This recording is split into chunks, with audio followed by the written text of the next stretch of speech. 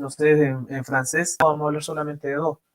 Em, yo las que tengo mayor conocimiento son la Peste de Albert Camus, que es como la obra magna, diría yo, de esto se recomienda como lectura de este escritor. También está el mito de Sísifo también, que es como una de sus obras colosales, y de las cuales hoy día podríamos conversar y trabajar y relatar en función de esas dos obras que, que obviamente lo llevaron a adquirir el Premio Nobel de Literatura. Aparte de que él entrega con esos textos una propuesta filosófica e existencialista en particular. ¿Mm? Sí, de hecho él es uno de mis escritores favoritos, básicamente por las temáticas que toca, que el tema del existencialismo, tanto como lector o como escritor, me seducen bastante. Es muy bueno lo que hace Camus, su vida, de hecho los pasos que tocó que vivir, las cosas que tocó que vivir, la forma en que muere también, tan joven todavía, el destino le pilla trágicamente. Participa en la Segunda Guerra Mundial, es parte de la resistencia francesa en la invasión alemana y Sí. algunas peleas que tiene con Jean-Paul Sartre que son súper emocionantes, integrante del existencialismo, como lo decías, aunque él generalmente decía que no quería estar dentro de ese ámbito, y también dio otro movimiento dentro del movimiento filosófico que era el carácter del absurdismo, con Mm. justamente el libro del mito Sísifo que estabas planteando. Entonces hay harto para hablar sobre Albert Camus. Pongámonos de acuerdo cómo lo decimos, si lo decimos en español o lo decimos en franchute, eh, porque en literatura, no sé, depende del profe que te haya enseñado literatura, a mí me enseñaron Camus. Me dijeron Albert Camus, me decía, entonces no tengo idea, a ver, y yo creo que si un franchute no escucha después, se va a reír mucho de nosotros.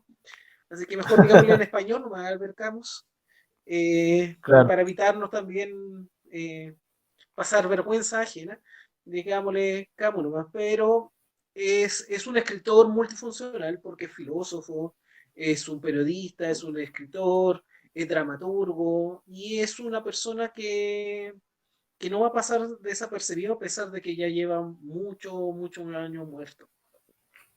Sí, mira, una de las cosas que a mí me llama mucho la atención es que también es un escritor que viene de un estrato social bajo. O sea, sabemos que su padre es un agricultor, ¿cierto? Sabemos que murió también en la Primera Guerra Mundial, según creo, y que su mamá, a pesar de quedar viuda, los sacó adelante y los transformó en profesionales, pues, sobre todo a él.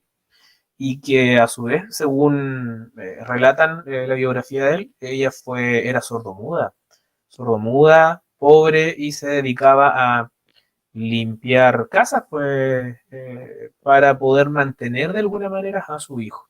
Y aún así, imagínate, siendo una mujer con estas características, sacas a un premio Nobel de literatura. Me hace recordar un poco a nuestro Pablo Neruda con respecto a esto. ¿Mm? Entonces, igual es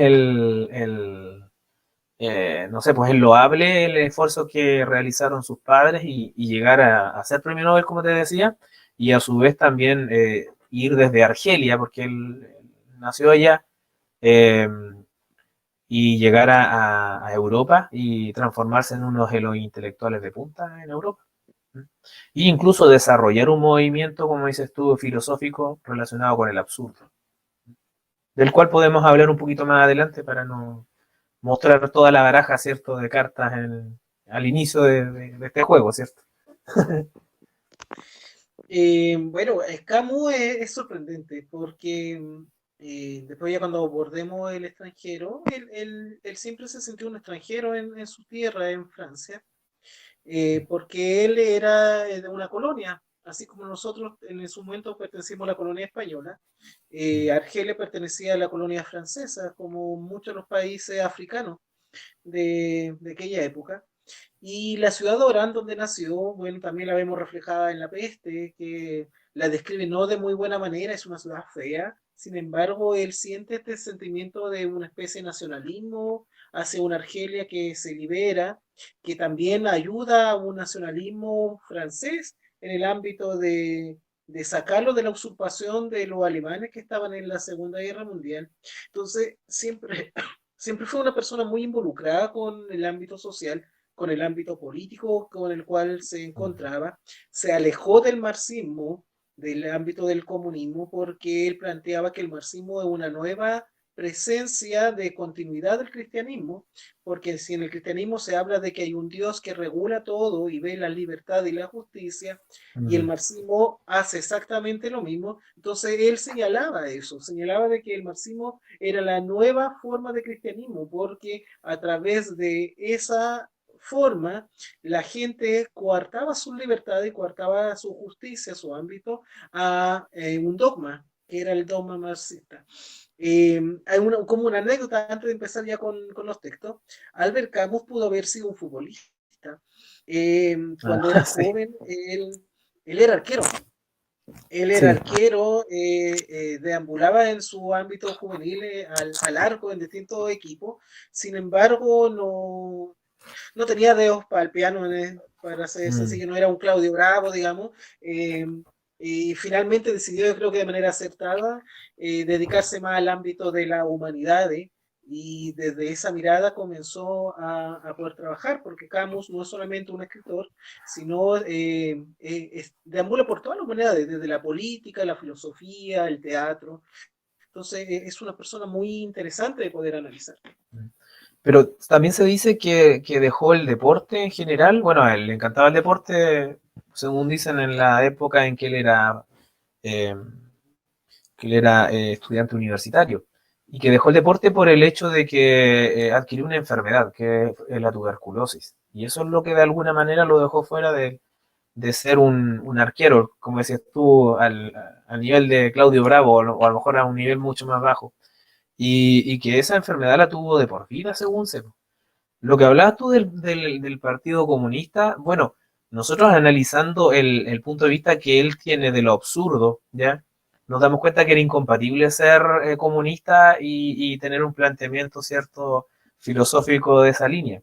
Entonces, de alguna manera, él trata de quebrantar con todos los dogmas. Y él veía, como dice, como bien decías tú, veía al Partido Comunista como un dogma más. Pues. O sea, obviamente que como vamos a ver más adelante, el absurdo eh, nos plantea de que el universo, de alguna manera, o este ser superior, ¿cierto?, que vendría siendo parte del universo, no está muy interesado con respecto a la especie humana. O sea, la especie humana no es una mínima, milésima parte del universo como para ser tan importante y tenerlo en consideración. Entonces, por ende, considera que era un absurdo de que alguien, un ser superior o una energía superior o el universo mismo estuviese tan interesado, ¿cierto?, en este ser microscópico, que no diríamos que ni siquiera microscópico, ¿cierto?, que somos la especie humana y que ocupamos un espacio tan pequeño y que tenemos tan poco tiempo, ¿cierto? Pequeño en cuanto a temporal y espacial. Entonces, obviamente que no va a tener más, eh, no va a tener una consideración positiva con respecto a los dogmas ni a un ser superior en particular. Sí, eso. Eso lo Mira, sí. ¿Mm? em, no sé, ¿quieres terminar la idea para ya empezar a abordar? ¿Qué querías decir algo? No, quería decirte que eso aparecía en el texto que se llama El mito de Sísifo. Ahí lo desarrolla él como. Él es muy buen ensayista, ¿cierto? Literato, ensayista y aparte escribió obras de teatro.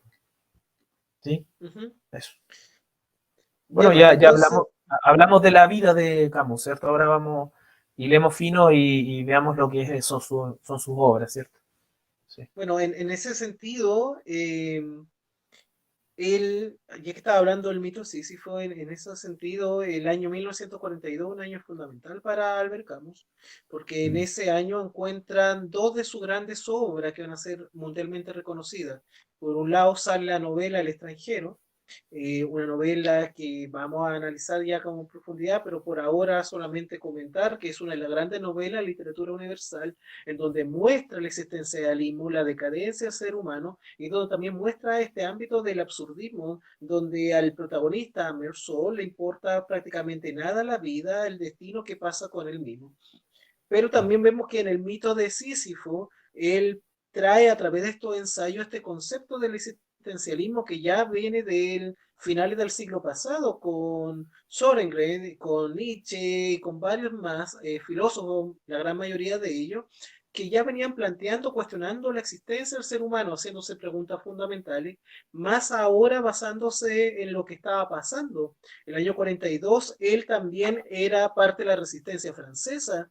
Él está Mm, viviendo en el contexto en que está ocurriendo la invasión de los alemanes en Francia y él era parte de la resistencia.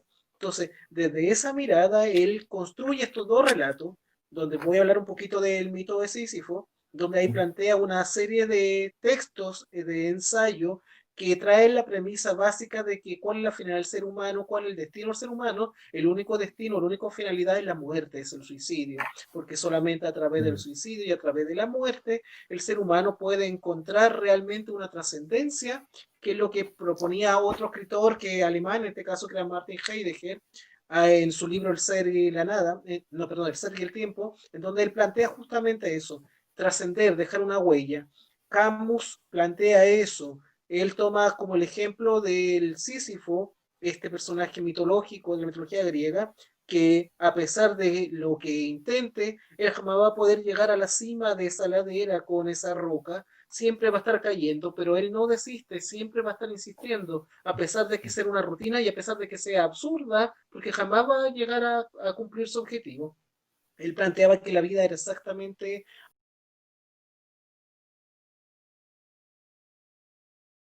más metafísico, señalabas que la vida es muy difícil de analizar, sobre todo si la encerramos en los dogmas tanto del cristianismo como del marxismo. Por eso desde el mundo absurdo él plantea que la libertad y la justicia esencial está justamente en la muerte, en el suicidio. Entonces, es un libro un poco complicado de entender, lo estamos analizando bien superficialmente porque es sumergirse en agua muy profunda en el ámbito filosófico ahí, es un existencialismo absurdo muy, muy, muy fuerte, agnóstico totalmente, en mm, donde vemos a un Albert Camus que demuestra una gran capacidad de crítica primero con lo que está pasando en mm, el contexto de alguien que está ocurriendo, porque él está escribiendo en pleno proceso de destrucción del ser humano.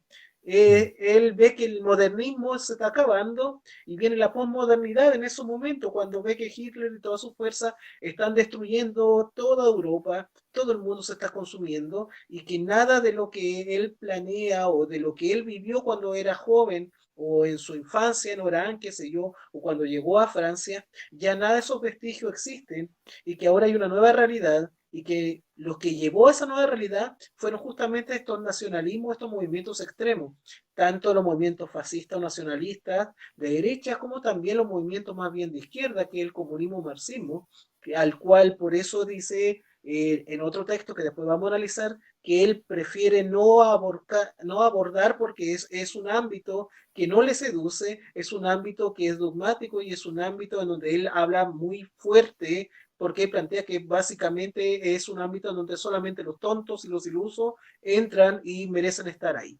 mm. Que no dejan de ser fuertes esas declaraciones, obviamente, ¿cierto, Juan Pablo? O sea, tratar que todo lo que está sucediendo en una Segunda Guerra Mundial, que se supone que va a cambiar el mundo, es una sarta de estúpidos y estupideces y que no vale la pena analizarlo, imagínate, pues se está echando al mundo encima él solo, ¿cierto? Está armando una tercera guerra mundial con el resto de lo que quedó. Pero a mí me gustaría ahondar en una cosa en particular. Hablamos del absurdo, ¿cierto? Ya lo mencionamos. Hablaste tú del suicidio, que él lo ve como una vía, pero también él señala que también hay cierto grado de resignación. O sea, si nosotros no le importamos a nadie, o sea, si no como humanidad no le importamos al universo, y el suicidio no tiene mucho significado porque resulta que no va a haber nada después de la muerte, ¿qué nos queda? ¿Qué nos plantea Camus ahí? Que lo único que nos queda es la resignación. Tratar de lo que tenemos como vida, ¿cierto? Esta ofrenda que se llama vida, tratar de vivirla lo mejor posible, ¿cierto? Y lo más normal posible. No vivir en función de algo que no existe o que no sabemos ni siquiera si existe o no. Que desde el punto de vista de él, al parecer no habría vida después de la muerte. Él no cree en los dogmas cristianos, no cree en nada de eso. El que lo que asume de que hay un absurdo, ¿cierto? Que tiene que ver con que la existencia del ser humano, la trascendencia del ser humano no importa, de que una de las soluciones podría ser el suicidio si es que tu vida no es, o la vida de los personajes de él o del ser humano en general no tienen cierta trascendencia, y el otro está la resignación, o sea, tratar de que en este plano, en este presente, eh, tener una vida en el cual existan ciertos valores, que son los valores humanos, ¿cierto? Y que obviamente el ser humano intente de vivir lo más feliz que pueda. O sea, eso es que también lo vemos. Yo creo que en el extranjero hace un poco una parodia de eso, ¿ya? Pero creo que está más latente en la peste. O sea, después que termina la peste, si tú te das cuenta, ahí la peste le entrega un mensaje de que esto no tiene que ver con un tema divino, no tiene que ver con nada, sino que tiene que ver con que estas son las reglas del juego de un ser humano, ¿cierto? Como la estamos viviendo ahora, y que obviamente va a pasar un tiempo y va a volver esto y va a volver a surgir de otra manera o con otro carisma, pero no deja de ser las reglas del juego que tenemos que eh, llevar como humanidad, que es un poquito también lo que mencionaste tú. O sea, yo veo que esos son los tres planteamientos de alguna manera filosóficos de Camus, que es el absurdo, el suicidio y un poco la resignación, o el tratar de llevar de buena manera la vida misma, sin tener este miedo, sin tener este peso que de alguna manera nos entrega las religiones, ¿m? Que este castigo por el hecho de no tener una vida correcta, que es lo que le pasa un poco al extranjero, ¿cierto? Que de alguna manera él, por ciertas circunstancias, lo tratan de culpar de haber hecho algo moralmente malo y que obviamente iba a tener su resultado, no aquí en la Tierra, sino que más allá dependiendo de las creencias que que plantean esos personajes que están interactuando con el personaje principal. ¿Mm? Sí, básicamente eso es. Hay que entender para los que nos van a estar viendo después, porque este programa se va a transmitir, Pandémico Literario se va a transmitir por Montecristo TV, eh, de que hablar de existencialismo o hablar de absurdismo, cualquiera de estos movimientos postmodernos, es hablar ya de tendencias humanas profundas y generalmente decadentes, donde no hablamos de un mundo alegre, un mundo feliz, un mundo, es un mundo bien distópico, es un mundo caótico y es un mundo amargo. Entonces, esas son como las miradas. La mirada melancólica es Mm. propia de este tipo de estilo. Y para terminar ya este ámbito de, porque nos fuimos primero por los textos filosóficos de Sí. Camus, vamos a hablar del otro texto filosófico súper importante, que es el que causó la polémica fundamental. El mito Sísifo fue muy importante del 42, pero el otro también muy importante, que es El hombre rebelde del año 51. Y ahí, en El hombre rebelde, ahí no deja títere con cabeza Albert Camus, porque ahí se lanza con todo contra el cristianismo, contra el marxismo, contra el existencialismo, porque él no quiere ser parte de este movimiento, a pesar que mucho de lo que plantea es existencialista, pero él pretende salirse de este ritual. Y ahí es donde plantea esta tesis de que todos los seguidores, esto lo plantea ya una vez que se acabó la Segunda Guerra Mundial, 6 años después que se acaba la Segunda Guerra Mundial, él plantea, dice que todos aquellos que todavía crean en el marxismo, en el comunismo, merecen que le vaya mal, merecen porque son tontos, son idiotas, porque están perdiendo su libertad, están perdiendo su sentido de justicia, porque están viendo el concepto del bien y el mal, y sin embargo ellos están tendiendo a someterse a una doctrina dogmática de un bien común, pero ese bien común es liderado por alguien, y él teme, y él es contrario a Stalin, muy contrario a Stalin, porque lo ve un dictador tal como lo era Hitler en el otro sentido, y por lo tanto, a partir de ese texto queda la escoba, porque en Francia en aquella época había dos monstruos en la literatura. Uno era Albert Camus y el otro era Jean-Paul Sartre. Y los dos eran monstruos gigantescos en literatura, ambos de casi las mismas generaciones, ambos filósofos, ambos literarios, ambos dramaturgos, ambos con una mirada o menos cercana, hasta que Camus se empieza a meter ya con el movimiento marxista, al cual Jean-Paul Sartre sí cree, a pesar de ser socialista, él sí se adhiere básicamente, sobre todo en su revista que tiene en París, junto con Simone de Beauvoir. Entonces, él plantea justamente eso, plantea esa necesidad de alejarse de ese tipo. Ese es el hombre rebelde. El hombre rebelde es el hombre que no acepta someterse a los estigmas sociales o a los dogmas filosóficos, religiosos, políticos, económicos de cualquier ámbito. Y ahí en donde Jean-Paul Sartre le contesta con todo, y ahí empieza la gran disputa que durante muchos años, incluso hasta que lamentablemente se acabó con la muerte en el año 60, si no me equivoco, de Albert Camus. Entonces, Sí. es un texto muy fuerte, es otro libro de ensayo, pero en donde mientras el mito Sísifo planteaba justamente lo del suicidio y de que no somos ínfimos dentro del universo, no Claro. somos los grandes reyes, no somos los grandes héroes, sino nuestra mirada es sumamente pequeña, somos como unas pequeñas hormigas, él plantea en el mito de Mm. Sísifo. Acá en El hombre rebelde plantea de que a pesar de que seamos unas hormigas libres, seamos unas hormigas justas, que no nos dejemos someter a todo estos estilos. Claro, obviamente nos damos cuenta, bueno, hay un dato freak es que él murió de un accidente automovilístico, o sea, hay imágenes y todo con respecto a eso. Bueno, también se hablaba de que era un seductor con las mujeres, de hecho tuvo un noviazgo con una actriz súper famosa, etcétera, pues es como estar ahora de noviazgo con la Scarlett Johansson, una cosa así, ¿cierto? Él era una actriz muy de moda de la época. Y lo otro es que mencionabas tú el tema claro de la libertad. Pero mira, si nosotros no nos ponemos en el lugar de Camus y pensamos y nos damos cuenta del planteamiento que él propone, del absurdo y de esto de que, como decías tú, el universo no le interesa lo que pase con la existencia del ser humano por ser ínfimo, ¿cierto? En todo sentido, o sea, ¿para qué? Imagínate cómo veía él a aquellas personas que se estaban cuestionando de que había un Dios y que se regían toda su vida y que discutían en función y que hacían un planteamiento filosófico con respecto a esto, como decías tú, de Sartre. Entonces, en donde él hablaba del ser y la nada, ¿cierto? Y se debatía en esta temática.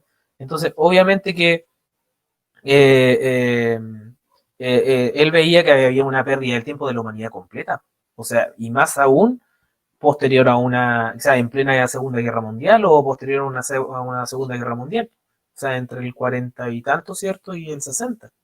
Entonces, obviamente que la desesperación que él veía de que la humanidad todavía estaba inmersa en este absurdo, ¿ya? Y que él lo había planteado y que de alguna manera obviamente le estaba trayendo solamente conflicto a él con otros intelectuales, que no lograba de alguna manera sacar a la humanidad y tratar de que se presente una postura similar a que él tenía. Aunque yo creo que al recibir el premio Nobel y todo, no es tan así. Yo creo que también es él, de alguna manera, provocó cambios, yo creo que los grandes maestros que hemos tenido nosotros en nuestras vidas son casi todos de la tendencia existencialista y con grandes rasgos del absurdo. Porque, por ejemplo, en el caso mío, casi todos mis profesores tenían esa postura existencialista de la realidad. En donde, y también algunos tenían un planteamiento desde el absurdo, o sea, eran todos ateos y veían que la humanidad había perdido mucho tiempo rigiéndose por las normas, por ejemplo, católicas, cristianas, o judeo-cristianas, siendo que quizá podría haber llegado a los mismos planteamientos de, como dices tú, de la libertad y los planteamientos a su vez de los planteamientos de la libertad, ¿cierto? En función ¿cómo se llama? De, de construir un mundo con valores que no necesariamente conllevaran a este conductismo de estímulo y respuesta, de que Dios te va a castigar o de que un ser superior te va a castigar y te va a llevar al infierno en otra vida, ya siendo que realmente todo estaba aquí. y la humanidad tenía que progresar en función de lo que se planteara aquí, en cuando un ser humano está vivo, ¿cierto? En el transcurso de su vida. Yo siempre me he planteado a Albert Camus a un similar a si hubiera estado vivo un Kierkegaard o un Nietzsche en la época en Ah, que escribieron, en que pasó la Segunda Guerra Mundial. Yo siempre hubiera imaginado Kierkegaard escribiendo un texto similar al extranjero, o el mismo mm, Nietzsche, un texto similar al mito Sísifo, al hombre rebelde, mm, por el contexto a que les tocaron vivir. Sin lugar a dudas, es un escritor que va a pasar a la historia, es un personaje en sí que va a pasar a la historia por por sus novelas y también por lo que dejó en cuanto a filosofía. En cualquiera de los dos ámbitos, él sin lugar a dudas es un privilegiado. Ahora hay que tomar en cuenta que en una de las últimas entrevistas, no sé si por una cuestión de abuenarse o él sabía de su destino, él plantea y él señala de que no niega la existencia de Dios como si lo hace Jean-Paul Sartre. Eh, para poder diferenciarlo, ya que en la U nosotros nos abundaron con teorías existencialistas a vida y por haber y tuvimos que leer harto mm, de eso. mm. Y seguramente nosotros ahora estamos torturando a nuestros estudiantes. A todo esto, feliz día a todos los chiquillos el día de hoy, a pesar que esto se va a transmitir después. Que disfruten su día. Eh, Nosotros seguimos torturando con los chicos con diversos textos existencialistas.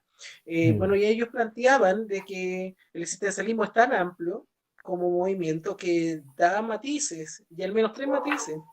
Eh, Uno ateo, en donde que el más radical de todo, en donde está el Jean-Paul Sartre, porque él Mm. era ya marxista después y él se involucró en ese ámbito, y ahí está la crisis del comunismo con la iglesia, que no, hasta el día de hoy sigue esa crisis existiendo. Viene después una segunda tendencia que el agnóstico, en donde está Albert Camus, porque él plantea en una entrevista realizada, si no me equivoco, por la televisión española, en donde él plantea que dice, no es que Dios no exista, sino que para mí me es irrelevante. Entonces, él lo toma desde un punto de vista agnóstico, en donde la existencia o no existencia de Dios no es fundamental para el ser humano. Lo fundamental es su libertad, la justicia, su desarrollo, su crecimiento, etcétera, etcétera. Y también para cerrar este ámbito de existencialismo, aunque no lo crea, hay un existencialismo cristiano. El Sí, cristianismo tenía que meterse el cristianismo de una u otra Soren forma. Kierkegaard, sí, sí. Claro. Y ahí plantea que, claro, pues la única existencia es porque somos hijos de Dios, Mm, básicamente, a grandes palabras. Entonces, el existencialismo como movimiento en sí es súper amplio. Entonces, como para aterrizarlo y decirlo, porque generalmente se asocia el existencialismo solo al mundo ateo, y no es tan así, es bastante amplio. De hecho, Camus, como te planteaba, nunca fue ateísta, sino él era más bien agnóstico. Él buscaba una forma de vida en la cual el hombre fuera rebelde y el hombre trascendiera, pero desde su rebeldía, no desde otra mirada. sí. Bueno, a mí lo que me gusta de Albert Camus, lo que a mí me encanta de él, es que él tiene su postura filosófica clara, ¿cierto? Ya la hemos conversado harto, bastante. Y otra cosa que a mí me encanta es el hecho de que sus novelas de alguna manera aterrizan esta visión. O sea, por ejemplo, uno lee a Nietzsche o uno lee al mismo Soren Kierkegaard y es difícil encontrar un texto que aterrice la postura filosófica. Por ejemplo, Heidegger, tú lo lees a Heidegger y es muy técnico, ¿ya? Pero no existe un texto de literatura en el cual él haya aterrizado su postura. En cambio, si lo hizo Camus, Camus nos presenta el extranjero, nos presenta la peste, ¿cierto? Bueno, el mito Sísifo, hay obras de teatro, ¿cierto? Que él presentó, que de alguna manera que aterrizan su postura, la presentan de una manera y yo diría que es hasta didáctica y pedagógica. O sea, eso es lo que a mí me fascina de él. Y de hecho yo creo que por eso es que nosotros, como dices tú, todavía torturamos a nuestros estudiantes. Ya en mi caso yo hago leer, ya sea el extranjero o la peste, ¿cierto? Torturamos a nuestros estudiantes con la lectura de Albert Camus. ¿Por qué? Porque tuvo la calidad, ¿cierto? En el poco tiempo que vivió, tuvo la calidad de poder crear un pensamiento filosófico, ¿cierto? Existencialista, y a su vez lo aterrizó con obras de teatro.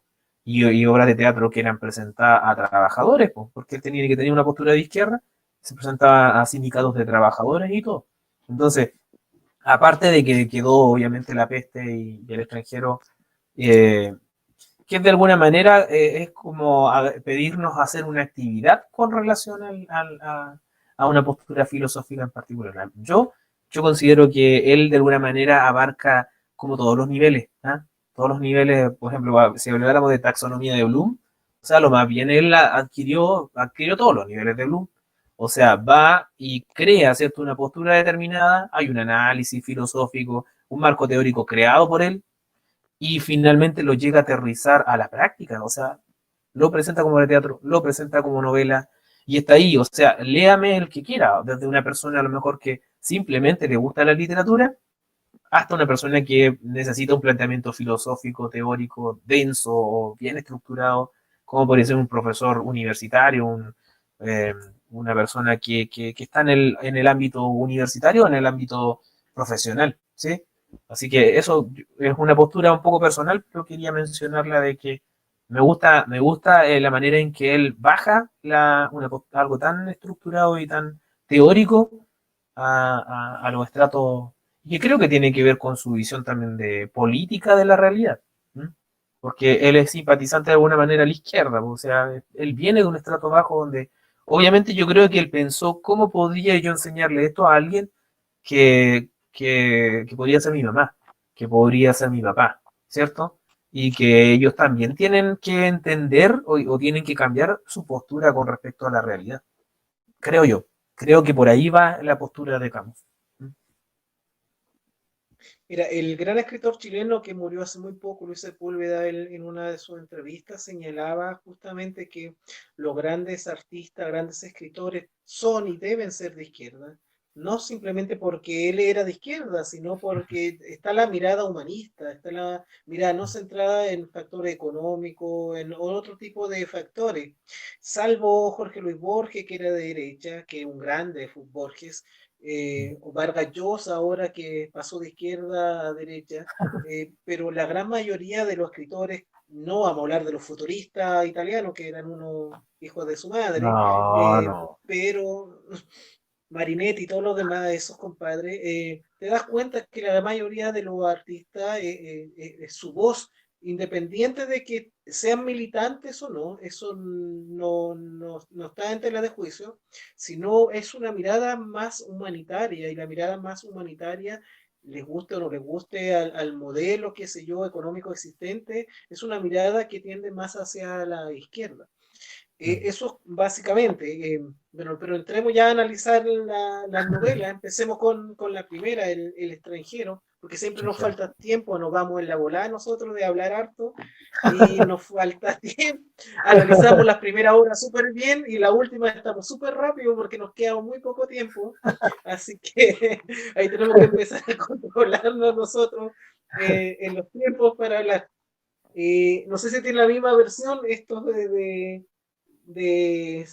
Copec, de los libros Copec que salieron hace como que todos los años salen. Esta Mm, versión del extranjero bastante buena. Bueno, cualquier versión que lea del extranjero es bastante buena. Yo me quedo con una tesis en el extranjero. No sé si quieres contar después la sinopsis del libro, más o menos para ver de qué trata.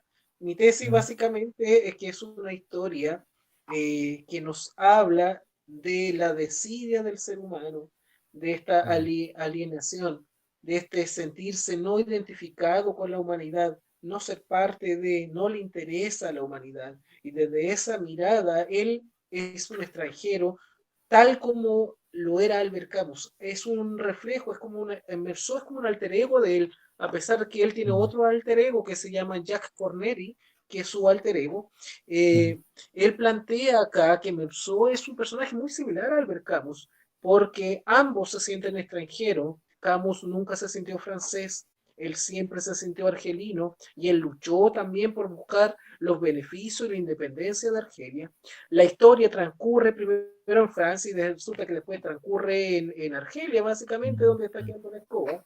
Y vemos también el suceso de que Merceau es el símbolo de este ser humano decadente, de este ser humano en que no es enjuiciado por la sociedad por la muerte que hizo, por matar a este árabe, sino que lo enjuician porque es incapaz de llorar en el funeral de la madre. Lo juzgan por eso.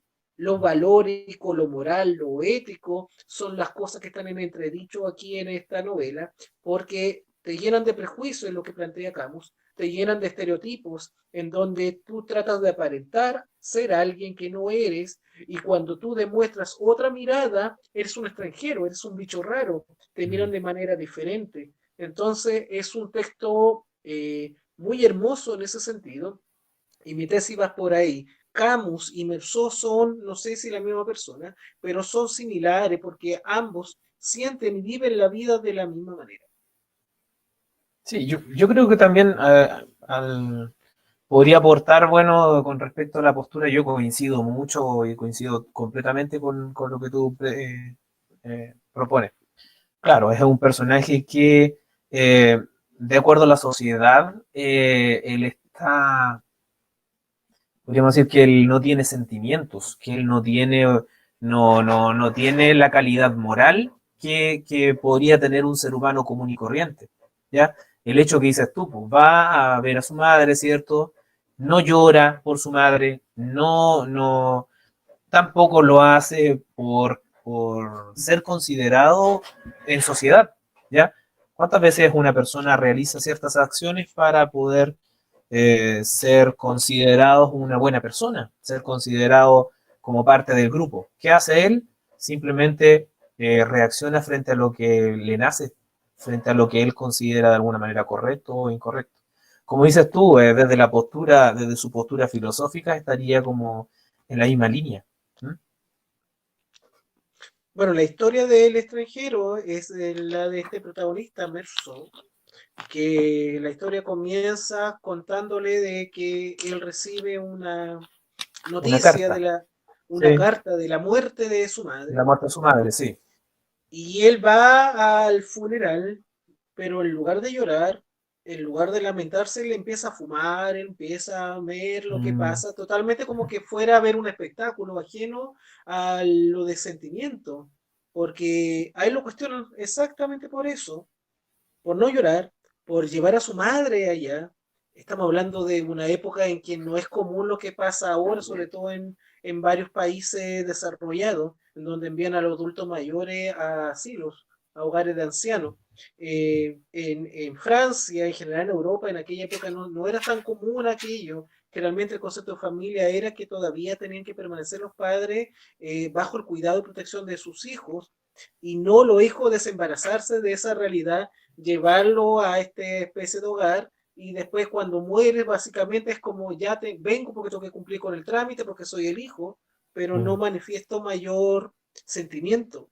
Lo que pasa es que eso no lo reflejaba no solamente con su madre, era con cualquier persona. Él no tenía amigos, básicamente. Él veía a las personas cercanas que le consideraban cercana a él, pero él no las consideraba cercanas para su vida. Cuando lo invitan a ir a esta playa, él va porque no tenía mayor cosa que hacer, porque si no, él no va, él va como una fuerza superior, digamos, de lo único que quiere es que lo dejen en paz, que lo dejen tranquilo, y como ya no podía sacarse del desembarazo de este compadre que va y constantemente está ahí acechándolo, decide ir básicamente. Lo mismo después cuando viene la escena de la playa, cuando se encuentran con este grupo de árabes, y él cuando lo está matando o cuando mata a este árabe no siente mayor interés, no cuestiona su existencia, no cuestiona por qué lo estoy matando, no cuestiona si mm, está bien o si está mal o si está realizando. Está por mm, sobre el concepto del bien y el mal, está en el concepto del hombre rebelde. Yo creo que aquí mm. hay activo del hombre rebelde que fue escrito en el año 51, esto del 42, 9 años habían transcurrido en que un libro y el otro, y vemos que acá la concepción ya está formándose de la filosofía de Camus, una filosofía en donde Meursault es el típico personaje que es odiado por muchos, pero que representa a una persona que existe. Hay gente que es así, hay gente Sí, que nosotros normalizamos las situaciones, las convenciones sociales o los convenios sociales, normalizamos ciertas cosas y miramos, ¿para qué vamos a andar con lecerales? Miramos de manera rara a los que se comportan de otra forma. Los bichos sí. raros, nos reímos, nos burlamos, hacemos muecas, juzgamos a este tipo de personas y estas personas están por otra intención, sus finalidades son otras y generalmente no suelen tomar en cuenta las burlas que se realizan. Entonces, es complicado verlo eso, porque es propio también de lo que estaba pasando con Europa en aquella época.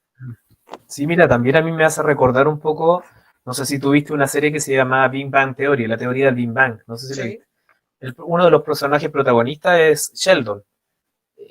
Si te fijas, es muy similar en cuanto a que él hace lo que él considera correcto. Él hace la lógica personal que él tiene, no la lógica de la sociedad. Y otra cosa que quería señalar era que quería complementar un poquito lo que tú estabas señalando, que también en el extranjero el el tema del amor ahí y las relaciones de amistad, estamos hablando de amor solamente romántico, sino que estaríamos hablando también del amor de amistad, ¿cierto? Y el amor de hijo a madre. Ahí el concepto de amor es, más que un concepto de amor no existe, el concepto de amor no existe, existe un concepto de como de causalidad. El personaje siempre está en función una causa y un efecto. Él tiene una relación afectiva con un personaje en particular, que no recuerdo el nombre, ¿ya? Y en esa relación afectiva, él simplemente suplía sus necesidades físicas. O sea, así es como él ve esa relación afectiva. Y la relación que él tiene con sus vecinos, ¿cierto? Y con sus amigos, entre comillas amigos, ¿cierto? También es en función de eso, en función de satisfacer ciertas necesidades que son propias. ¿M? Él hace cosas porque obviamente le nacen y porque tiene que hacerlas, pero no porque de alguna manera sienta amor a este personaje en particular, ¿cierto? Sino porque siente una necesidad física de poder, de tener que estar con ella y suplir esa necesidad física. ¿Mm? Y lo mismo sucede obviamente con el asesinato, ¿cierto? Ahí también hay un tema causal. O sea, él toma la determinación de asesinar a alguien porque considera que de alguna manera podía haber estado él o podría haber él sufrir alguna consecuencia si no se defendía. Pero tampoco él apunta a una defensa ni nada cuando lo enjuician. O sea, simplemente él expresa lo que sintió en ese momento. O sea, simplemente lo asesinó porque se dio nomás, ¿cierto?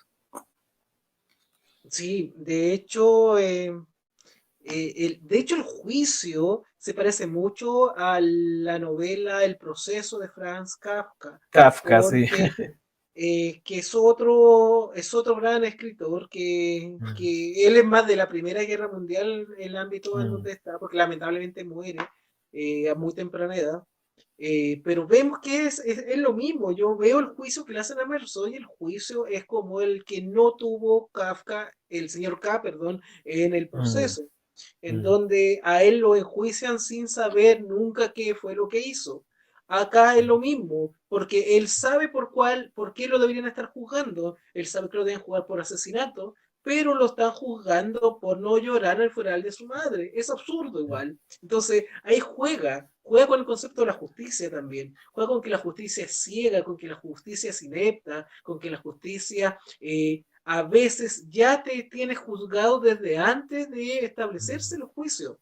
Los mm, valores sociales, los estigmas sociales, las mm, marcas sociales que habla el escritor Germán Hesse, está muy fuerte ahí ese concepto de ahí justamente en ese juicio, donde Mersol le importa bien poco lo que está pasando.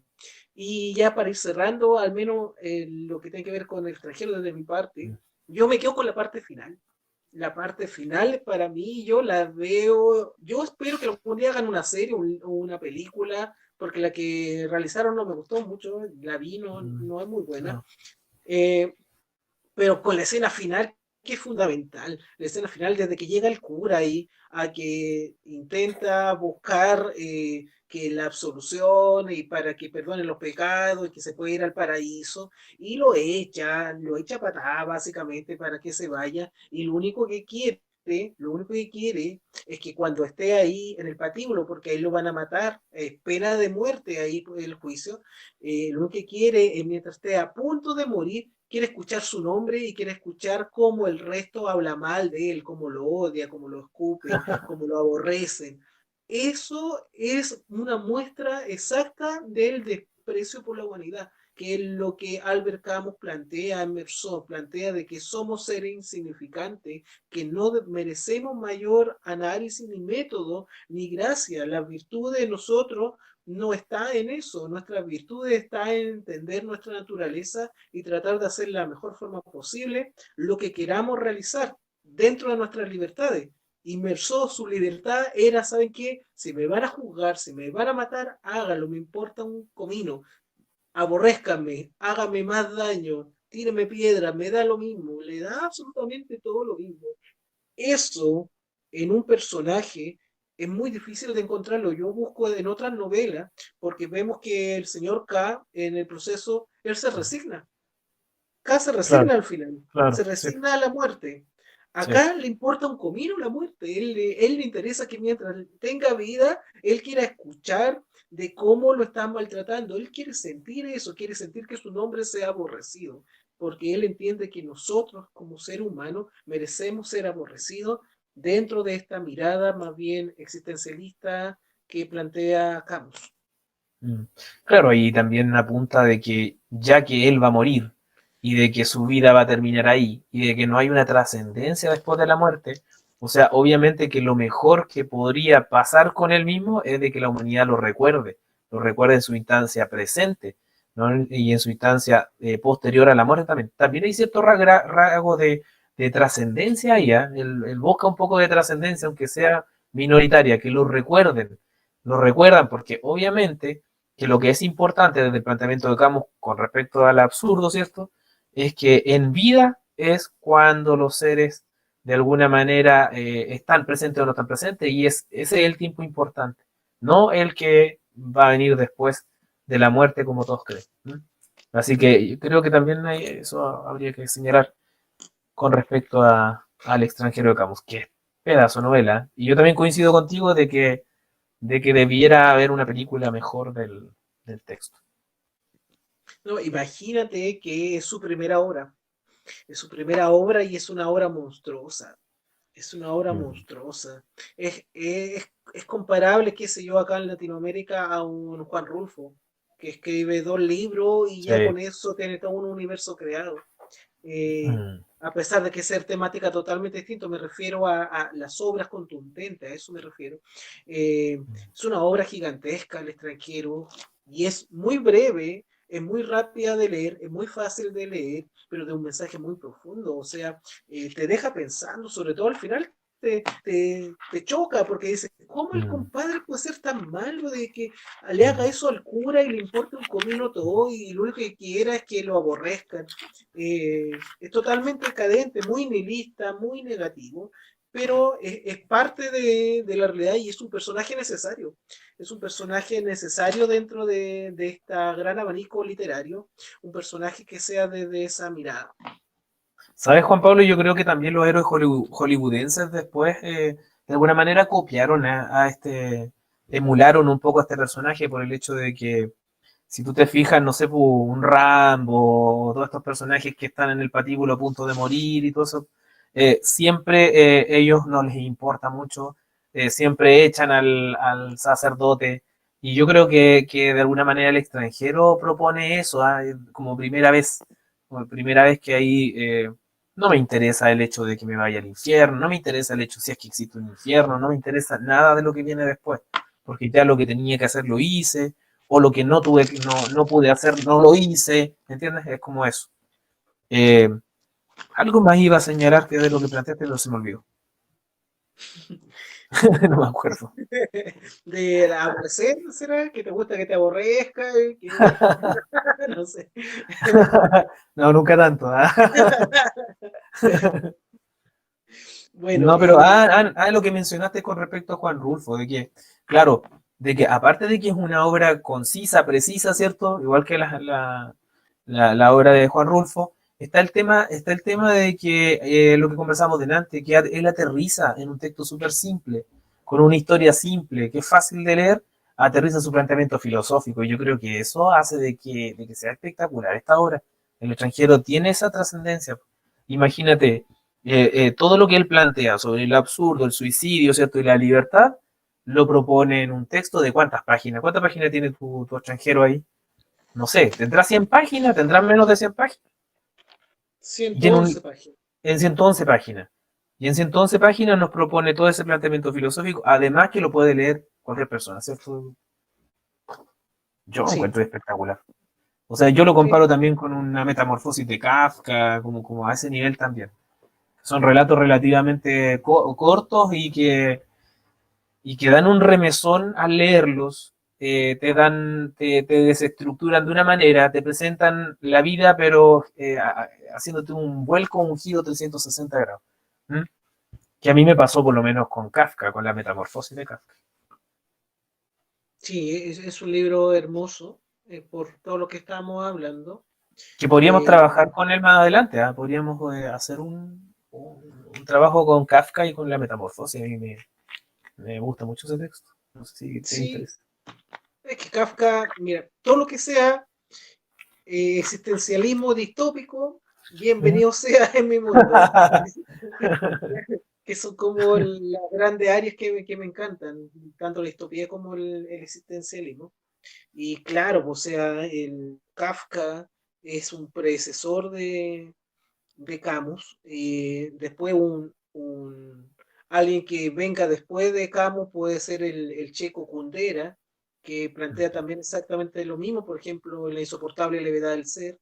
Vemos justamente eso, los cuatro personajes son es Vera Merceau Claro, representado en cuatro formas variables.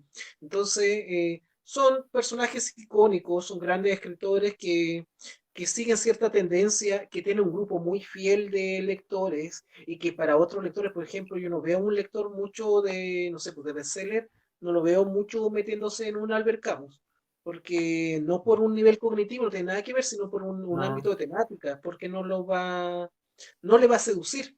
Es otra la búsqueda. Por ejemplo, no veo a alguien que haya leído el Código Da Vinci, con todo el respeto que merezcan los lectores del Código Da Vinci, después leyendo acá El A extranjero. Luis Sepúlveda.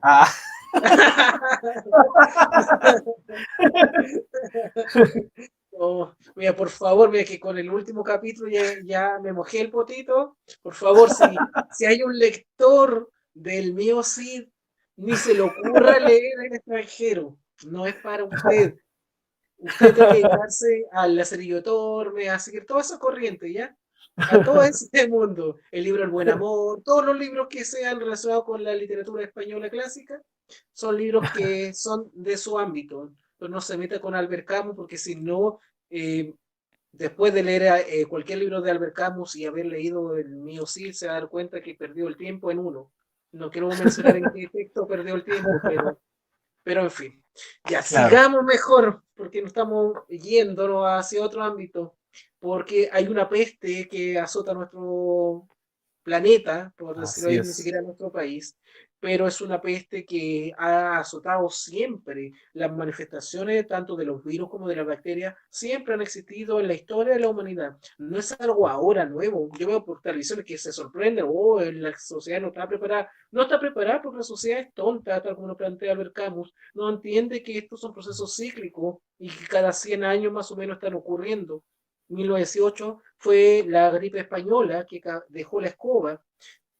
Aquí plantea Albert Camus en esta novela La peste, lo que sucede también en Orán y es lo que vamos a analizar ahora, pero básicamente es un testimonio de lo que pasó y lo que puede pasar y que lo que está pasando actualmente. Ahí vamos a hacer un juego bien, bien bueno porque nos vamos a dar cuenta que varias cosas que pasan en la peste han sucedido realmente en la historia real acá, pues, actualmente debido al COVID-19. Claro. Y una de las cosas, aquí hay un protagonista que es un médico y que tiene una visión en particular con respecto a su profesión y a la ciencia. Él considera que la ciencia es la nueva religión.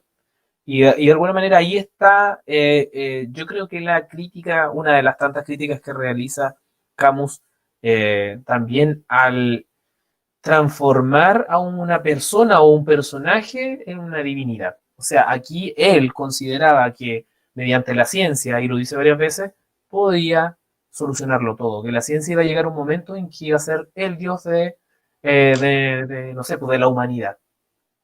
Y ahí, obviamente, Camus de nuevo nos presenta el absurdo que, obviamente, su planteamiento, en el cual llega una peste de ratones, ¿cierto? Obviamente de ratones, que comienza con ratones, y que de alguna manera hace que el punto de vista de este personaje que se transforma, que se creía un dios, ¿cierto? Y que su habilidad científica lo iba a salvar de cualquier cosa, él la destruye completamente con esta peste que azota a esta ciudad. Que obviamente está hacinada, después llega a estar hacinada tanto o como lo estamos en la actualidad. ¿Mm? Hay personajes bien particulares, ¿cierto? Personajes que son de carácter religioso, que conviven con este protagonista que es un médico.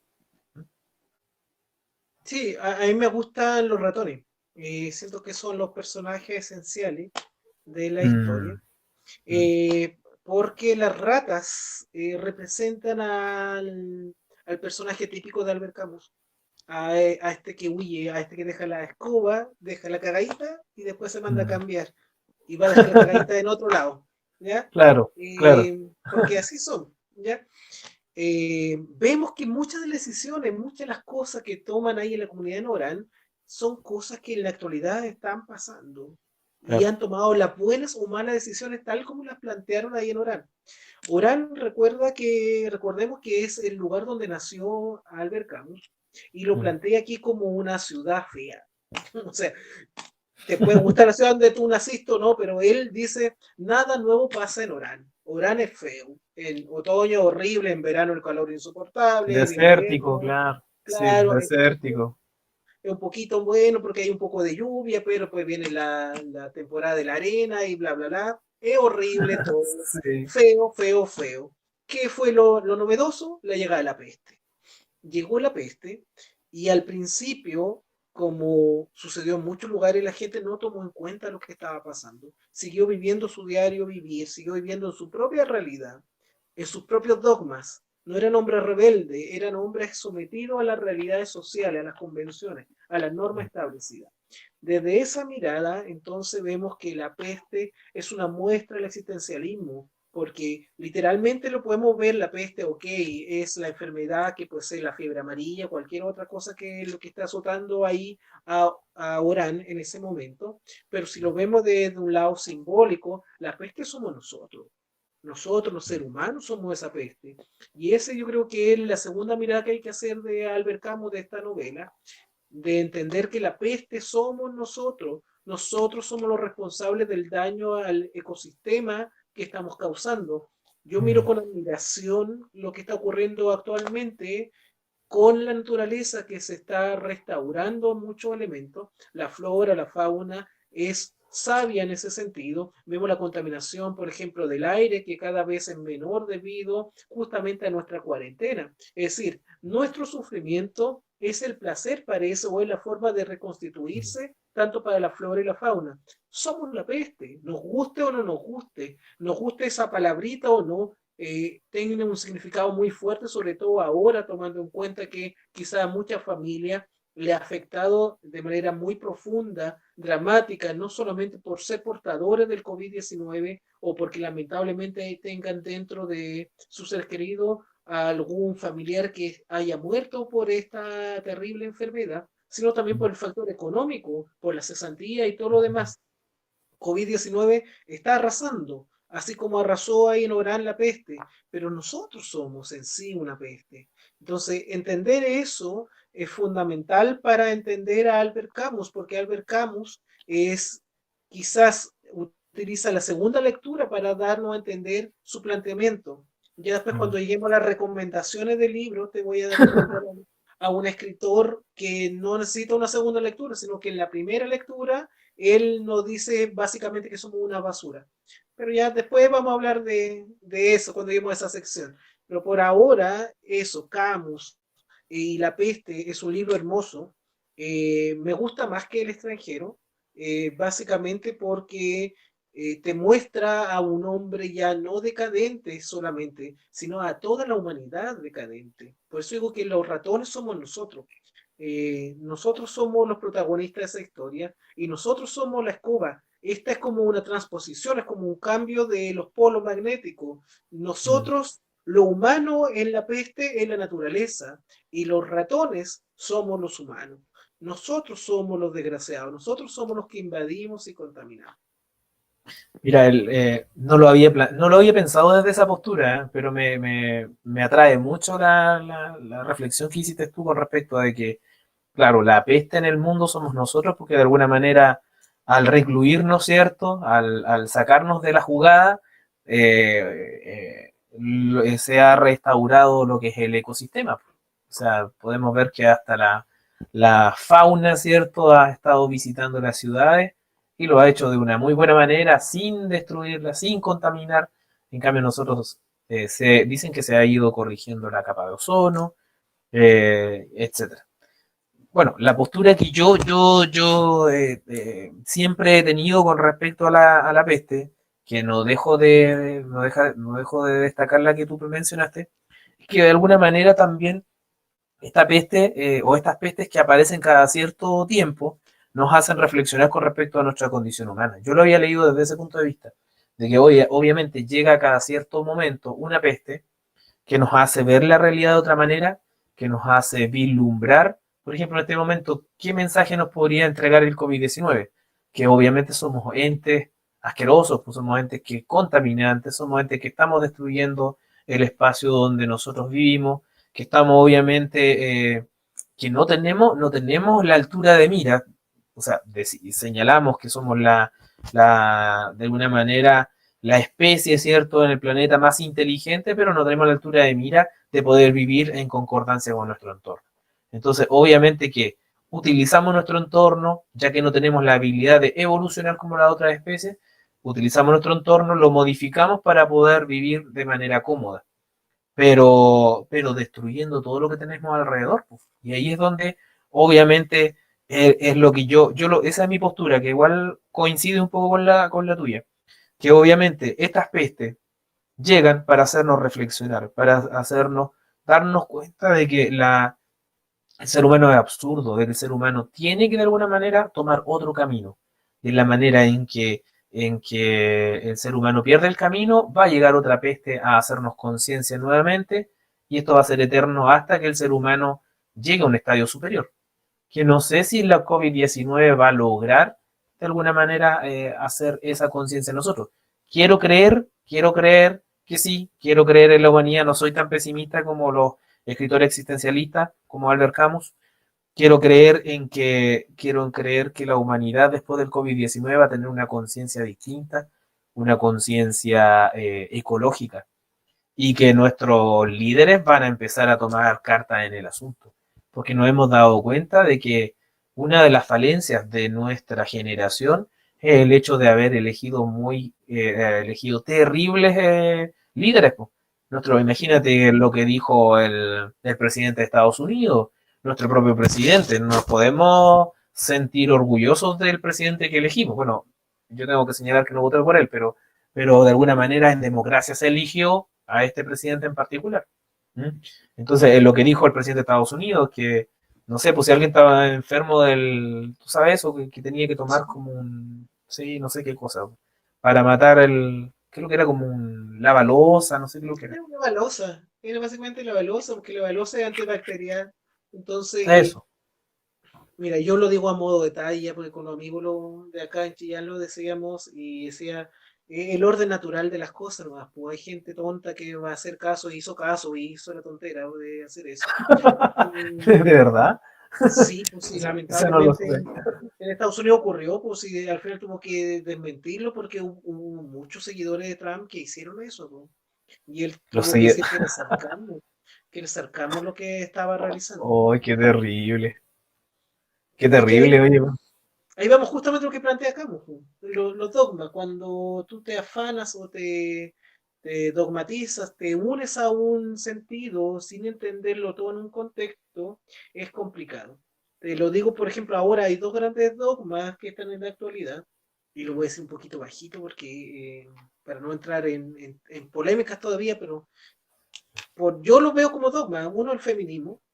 eh, por varias cosas que no lo voy a entrar a detallar ahora, pero básicamente todo lo extremo, lo que sea, de donde haya un planteamiento que sea totalmente alejado de una conversación y de las libertades que tengan los individuos para poder decidir y no someterse a ciertas condiciones que exigen, eso ya es un dogma. Entonces, hay parte de todas las olas feministas que hay muchas olas, hay una cierta parte, un cierto sector que ya es bien dogmático. No sé si sabes, Ale, pero hay algunos que son contra el hombre totalmente, con nombre Sí, bien raro, es bien complicado, algunas que son arbitrariamente muy de armas tomar. Y también el otro, el activismo ecológico. Yo soy muy ecologista, muy medioambiental, pero tampoco tengo una mirada tan sesgada en la realidad. Yo entiendo que no puedo ser tan radical y ir poco menos que encadenarme a un árbol, cuando la lucha y el combate es cambiar las normas para que la industria forestal funcione de otra forma. Entonces, hay que buscar la manera para poder ver que las libertades y la justicia sigan predominando, porque si no vamos a vivir en el mundo que plantea Camus, que no le gusta, que en el mundo dogmático. Vivimos en este mundo absurdo. Y ahí en ese mundo absurdo nos dejamos ganar básicamente por los charlatanes que mandan un mensaje y que tienen muy buena oratoria, tanto hombres como mujeres, y que un grupo de seguidores se convierten en fans, y como fans dejan la lógica y ubican solamente en el mundo los sentimientos y las emociones. Por lo tanto, ellos son dueños de esa verdad, pero no hay otras verdades. Cualquier persona que quiera hablar o conversar racionalmente con aquellas personas no van a poder mantener una conversación muy adecuada, porque el dogma te impone, desde el fanatismo, te impone a ciertas voluntades. claro, está el tema de la divinidad, pues, de endiosar a un personaje en particular, su dogma, como dices tú, y seguirlo, y comenzar a hacer lo que él menciona, como pasó con Trump, ¿cierto? Y el, no sé qué cosa, la balosa o el desinfectante que había que tomarse. No tenía idea que había personas que estaban, obviamente, tomando eso. Pero todo movimiento que es extremo, como dices tú, ¿cierto? Todo planteamiento que llega a los extremos, de alguna manera busca este absurdo y de alguna manera busca divinizar, ¿cierto? A un personaje en particular y dogmatizar su postura, ¿sí? Estamos completamente de acuerdo en eso. Y creo que se da, obviamente, en la peste de Camus, ¿cierto? Está presente eso, es una metáfora de alguna manera de lo que no está sucediendo. Ahí está así. Yo no encontré mi peste de Albert Camus, pero tengo una edición muy parecida a esa. Creo que es la misma edición que tienes tú. Es Sí. totalmente negra, Sí. Ah, sí, sí, totalmente es negra. la misma que tengo yo, sí, sí. Esta es Y la de el, bolsillo. la de bolsillo, ¿no? Muy buena. Y eso es, po. O sea, obviamente creo que, mira, no encontré mi libro, pero hay una cita final del doctor que aparece al final del texto, que es muy simbólica y que ahí nos presenta obviamente esta postura de, eh, podríamos decir, antidogmática y anti, no sé, po, ser superior, ¿cierto? Anti ser superior, que de alguna manera lo domina y lo controla todo y todo. Y que va a venir obviamente la peste nuevamente a hacernos conciencia como ser humano. Mira qué paradójico, hacernos conciencia como seres humanos de que no necesitamos eh, ser perfectos y ese tipo de cosas. Sí. Eh, bueno, es un texto muy recomendado para leerlo ahora en el tiempo de cuarentena, porque muchas de las cosas que narran ahí en la historia pasan actualmente, lamentablemente. Por ejemplo, ahí sale en el texto, en una parte se menciona que era tanta la cantidad de cadáveres que habían, que Mm. empezaron a enviarlos por los barcos en las noches, Ah, cuando la sí, sí, sí. gente no los veía. Y bueno, y eso vemos que en distintos países, por ejemplo en Italia, veíamos que los camiones militares trasladaban ahí a los cuerpos a Mm. los ataúdes de las personas. Eh, Son cosas que están pasando, En lamentablemente. China Entonces, igual, en China igual. Sí, de hecho decían que se ocultaban los cadáveres para que las personas no vieran, los medios de comunicación no mostraran la cantidad de muertos que había tenido el COVID allá en China. sí, Oye, pero ¿te pasa que al leer, al ver ahora lo que está sucediendo y al retomar la peste, te das cuenta de que de alguna manera es un relato profético? Yo diría que está esto de que el escritor como de alguna manera profeta de ciertas instancias. Podríamos hablar de coincidencias, pero tú sabes que las coincidencias pueden ser una o dos, pero este relato coinciden muchas cosas con lo que está sucediendo. La ciudad de Orán tiene que entrar en una cuarentena, o sea, nadie puede entrar ni salir. Los familiares no pueden verse, ¿te acuerdas de esa parte? sí. Donde no pueden, se echan de menos ya de tanto tiempo que no se veían, ya se pierden las comunicaciones incluso. En eso quizá todavía no ha sucedido entre nosotros, porque todavía estamos conectados y de manera la comunicación que tenemos no permite que el otro se infecte, pero coincide, pues claro. Y obviamente cómo va desencadenando en la evolución de los personajes también en la historia. O sea, hay personajes que tienen una postura muy religiosa, por ejemplo, con respecto a la realidad y finalmente van evolucionando en otra cosa. Van como creyendo en otra cosa. Sí, yo no sé si tanto profético, yo creo que más bien crítico, en el sentido de que muestra una realidad que ya pasó.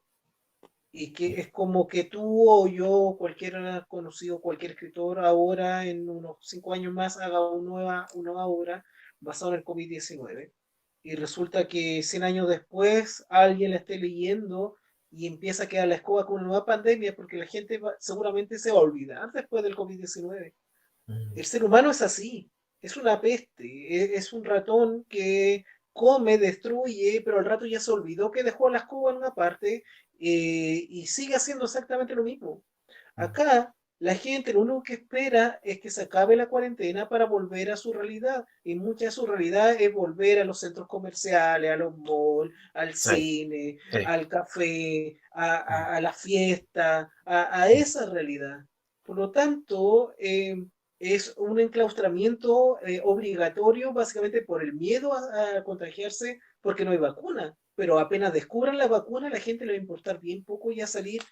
Mm. Ojo, sin contar el factor económico, que mucha gente lo hace porque necesita llevar el dinero a la casa de una u otra forma, que es otra medida que el gobierno o los gobiernos, para analizarlo más profundamente, no han estado a la altura de las circunstancias en ese sentido.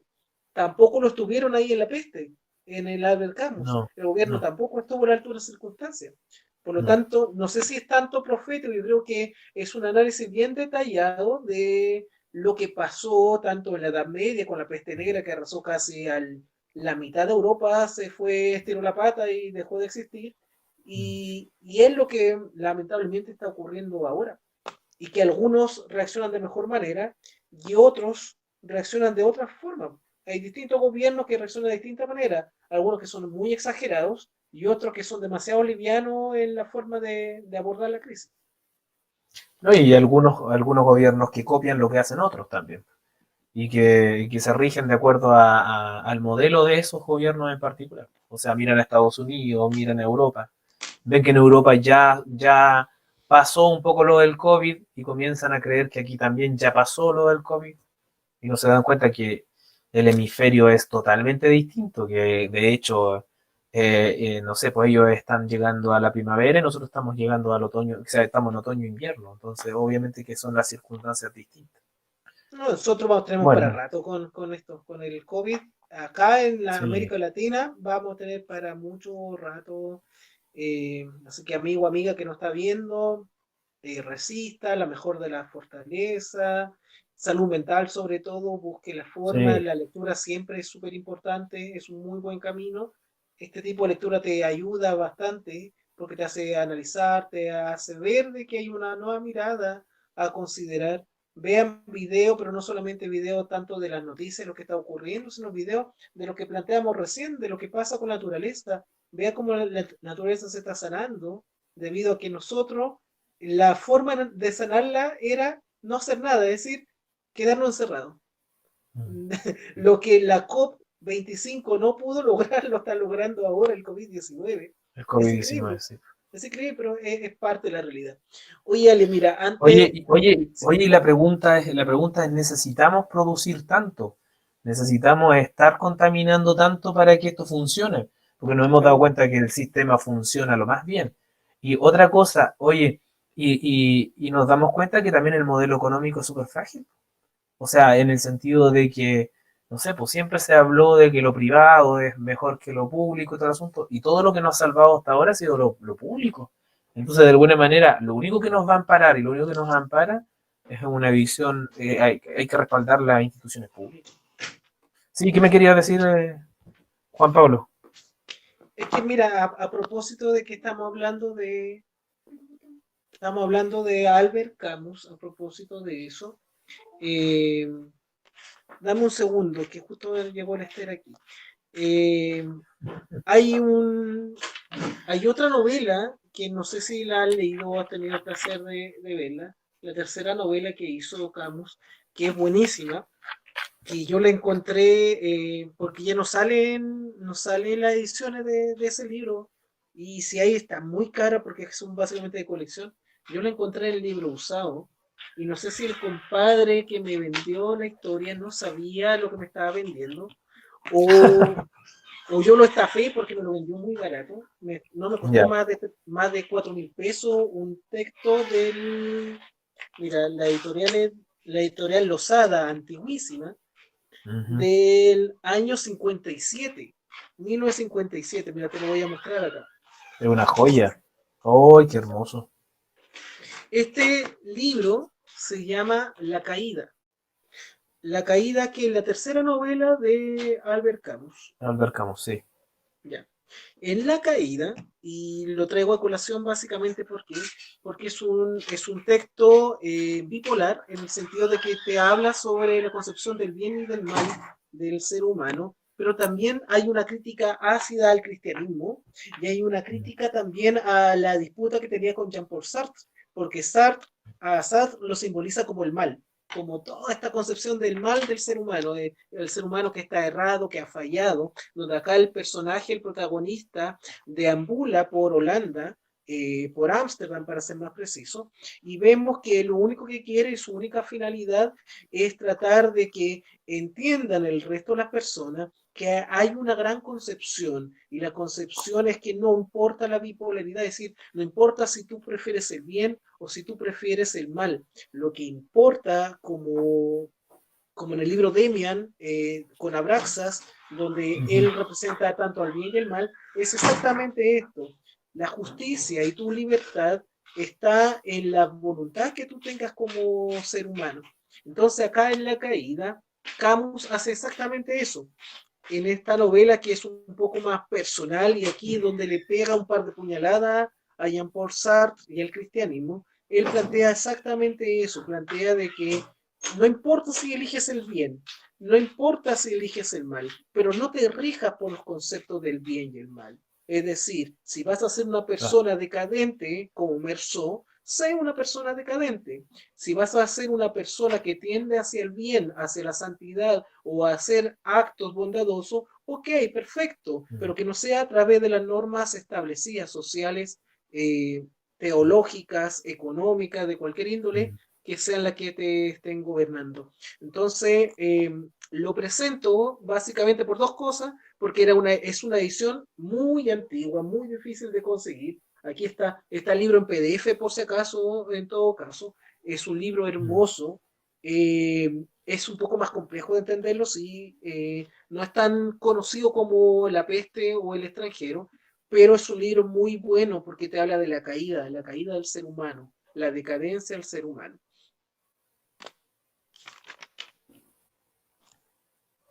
bueno, que el planteamiento obviamente de Camus con respecto a cómo él ve al ser humano en general, pues, o sea, a ver un ser humano que se rige por dogmas, por un miedo, por miedo a, por ejemplo, como dices tú, a la economía, a la política, por miedo de no participar, de no ser parte de esta sociedad, y ahí tenemos al extranjero, miedo a ser un extranjero. Y obviamente que también por miedo a Dios. O sea, no son buenos cristianos por seguir los valores cristianos, sino que son buenos cristianos por tenerle miedo al infierno. ¿Mm? Yo creo que esa es la postura que él tanto, por eso que él critica tanto al cristianismo, porque no ve a lo mejor a ese cristiano eh, propiamente que se rige por los valores cristianos, sino que ve un cristiano que tiene miedo, un miedo al castigo divino, y que el ser humano se rige en función de un conductismo, o sea, de un castigo constante, de que si tú no trabajas te vas a morir de hambre, de que si tú no participas de esto, si tú vas y no lloras a tu madre, obviamente te van a culpar de algo, que eres un inmoral o algo por el estilo. Pero no va en función de que si uno no realiza algo es porque tiene una razón de ser. Yo creo que a eso apunta un poco. Y Ya, para ir yo cerrando creo ya que el ámbito sí. para ir cerrando ya el ámbito de Camus en cuanto a su novela, eh, cuando él tuvo el accidente automovilístico el año 60 y se dirigía a París, él tuvo un daño, un accidente automovilístico y lamentablemente él muere ahí. Eh, es muy morboso ver la foto de lo que hay porque hay imágenes de eso, pero dentro de las cosas que hay un maletín y dentro del maletín hay un manuscrito de Albert Camus que durante más de 30 años estuvo inédito y la hija finalmente lo destapa y lo saca a colación y se convierte en una obra póstuma de Albert Camus que se llama El primer hombre. En esa obra póstuma que salió el año 94, 34 años después de la muerte de Albert Camus, ahí vuelve nuevamente al origen, el concepto del ser humano.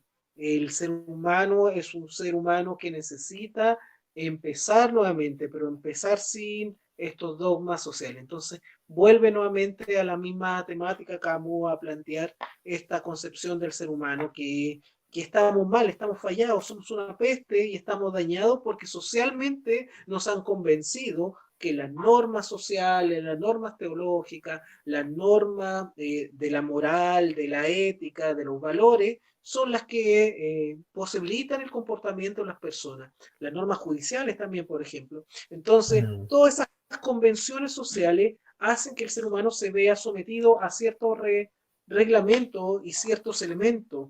Agrégale la norma económica de la oferta-demanda, que es propia de la Claro. posmodernidad. Entonces, el primer hombre hace justamente en este manuscrito póstumo, él plantea que el hombre tiene que volver a renacer, volver a empezar desde cero, hacer borrón y cuenta nueva, pero empezar sin estos dogmas sociales. Sí, obviamente que un hombre cabal, ¿cierto? Si nosotros lo exteriorizamos y todo, viendo la postura de Camus, si uno ve un hombre cabal, ¿cierto? Completo, estoy hablando de hombre y mujer, obviamente, eh, no necesitaría la justicia. O sea, porque alguien tiene que ser juzgado, ¿ya? Por un juez, por ejemplo, por hacer algo incorrecto. Si uno sabe lo que es correcto y lo que es incorrecto, obviamente va a seguir la línea de lo que considera correcto, que puede que no sea la línea de las leyes establecidas. O sea, un ser humano cabal no necesitaría leyes. Un ser humano cabal no necesitaría tener miedo a Dios para poder hacer lo que es correcto. Entonces yo creo que él apunta a un ser más evolucionado. O sea, un ser cabal no necesita que lo amenacen de que se va a morir de hambre para trabajar. O sea, simplemente va a trabajar en función de lo que a él le gusta y de que ve que es un progreso para la humanidad. ¿Sí, no? ¿Te das cuenta? O sea, en nuestra sociedad actual, hablar de esto es hablar de un idealismo de alguna manera exacerbado, pero de alguna manera esa debió haber sido la postura del ser humano siempre. O sea, de hacer las cosas por una postura loable, ¿m? Por algo que va más allá de mí, ¿cierto? Por algo que va a hacer crecer a la humanidad, por algo que va a hacer que evolucionemos como especie. No porque yo estoy esperando después de muerto recibir una recompensa en función de eso. Mencionar finalmente, para ir ya cerrando con Camus y pasar a Sí. las secciones de la recomendación y todo lo demás, Mencionar que Camus también fue dramaturgo. Debo reconocer que no he leído muchas obras dramáticas de Camus. Eh, Solo mencionar Calígula, que es como la más conocida del año 57, y es conocida básicamente por el personaje, por Calígula, un personaje icónico, uno de los emperadores romanos más fallados la mente junto con Nerón. Sí, Este Calígula que abusaba de una y otra forma de sus hermanas, y la historia transcurre justamente tras la muerte de una de ellas, la muerte de Drusila, y ahí comienza la historia de esta tragedia, que es la que cuenta una tragedia absurda que comenta Albert Camus. Una historia muy, yo le diría como de una categoría un poco inferior a la obra de Camus, el teatro. Sin embargo, yo creo que habría que dar una nueva mirada, tendría que volver a leer Calígula y el resto de las obras, pero me sigo quedando todavía con lo filosófico y lo narrativo en cuanto a sus producciones. sí, concuerdo contigo. Creo que, no sé, pues La Peste y El Extranjero son obras magnas y creo que son superiores a la temática, pero igual tengo que reconocer que tengo que hacer una relectura de los textos dramáticos de Camus, porque los leí a fines de los 90. Ya. Era otro contexto donde uno leía o por obligación, porque te lo Mm, pasaban ahí en la universidad, qué sé yo, o porque de sí. repente llegabas porque te enganchaste con el extranjero, quisiste buscar un par de obras más del autor y te apareció un par de obras de teatro. Pero merece, creo, la pena, me Sí, gusta mucho. sí, uno de los relatos que tengo también de género dramático pendiente es La náusea de Jean-Paul Sartre, que también es una obra de teatro y todo. Ahí está. Quiero leerla en estos días. ¿Mm? Ujú. Así que eso. Bien, entonces estamos acá en Pandémicos Literarios. Estamos en este capítulo dedicado a Albert Camus, o Albert Camilla, para que lo veamos en Ah, Franchute. Eh, Camus es un gran escritor, nos encanta tanto a Alejandro como a mí.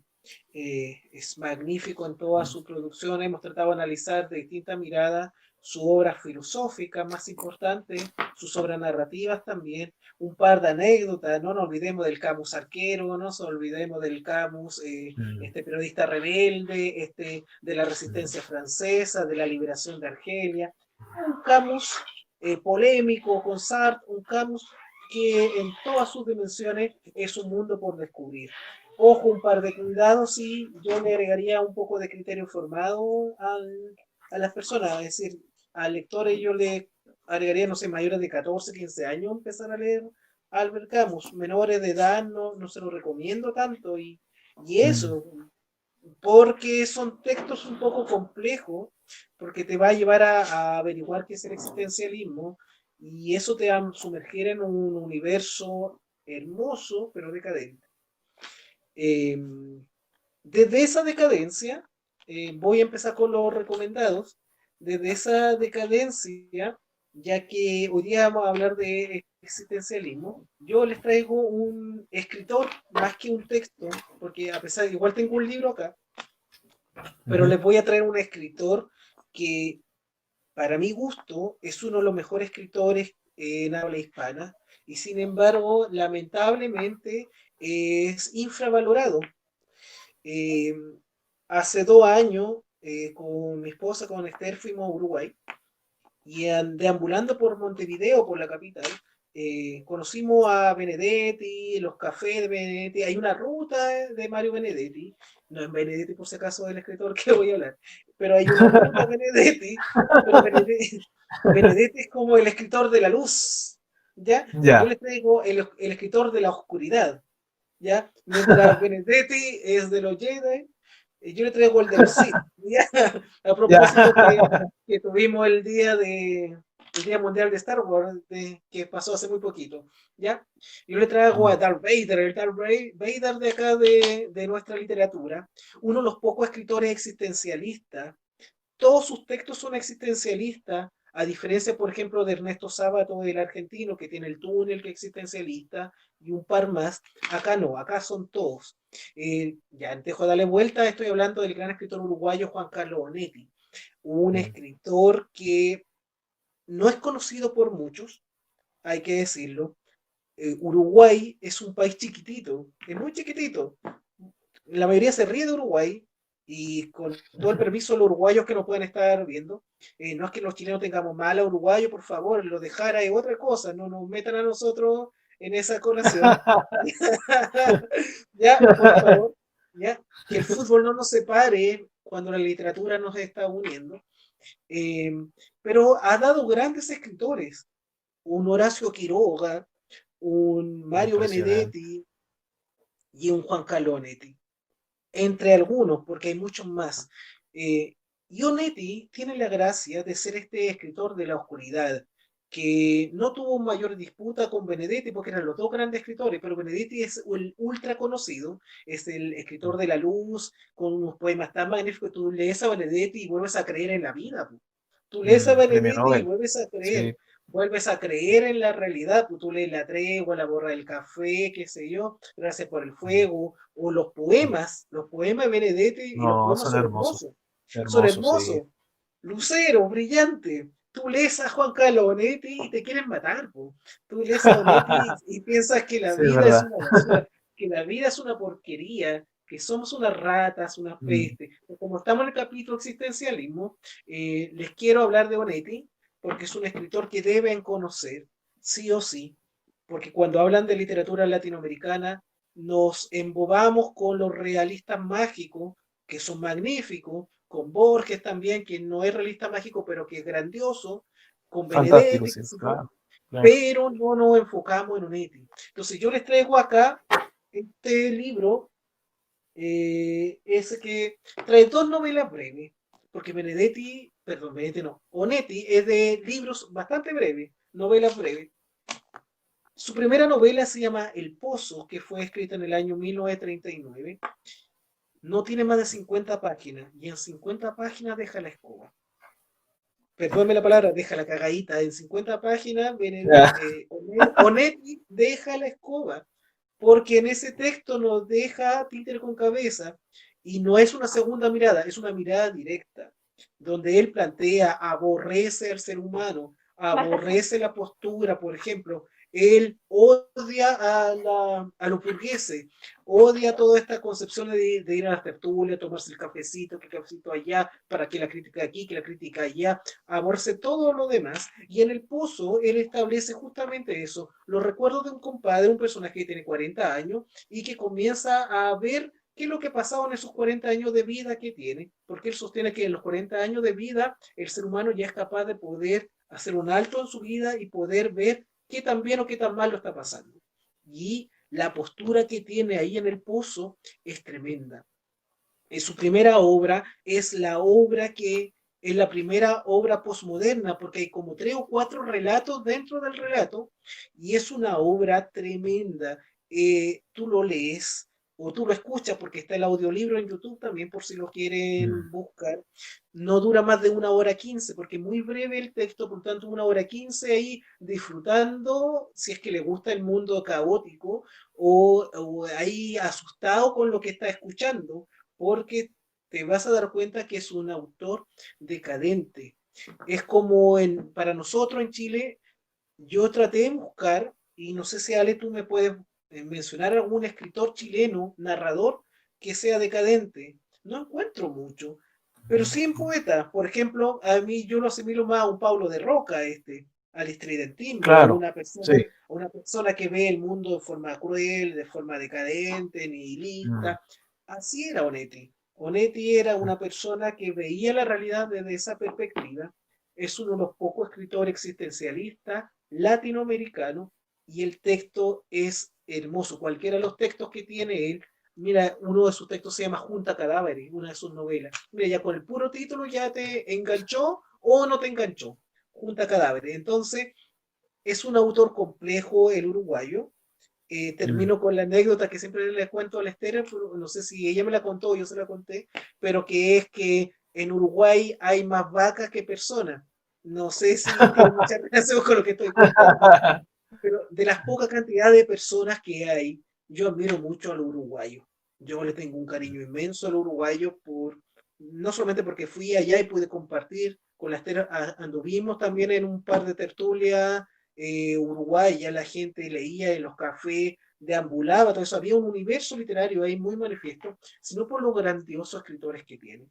Porque yo no soy de mi devoción Benedetti mucho, sin embargo debo reconocer que leo un texto Benedetti y te da esperanza, te da esperanza de vida. Pero leo un Mm, texto de Benedetti y te da decadencia. Leo un texto de Quiroga y siento la locura, pues, siento el amor, siento la muerte, mm, siento la selva. Entonces, mm. eh, hay que ver, a veces, cuidar a lo nuestro desde una mirada más latina, cuidar y querer a lo nuestro y resaltar a los escritores que de una u otra forma han hecho bien las cosas. Que en este caso, el que rescato el día de hoy es a Juan Carlos Onetti.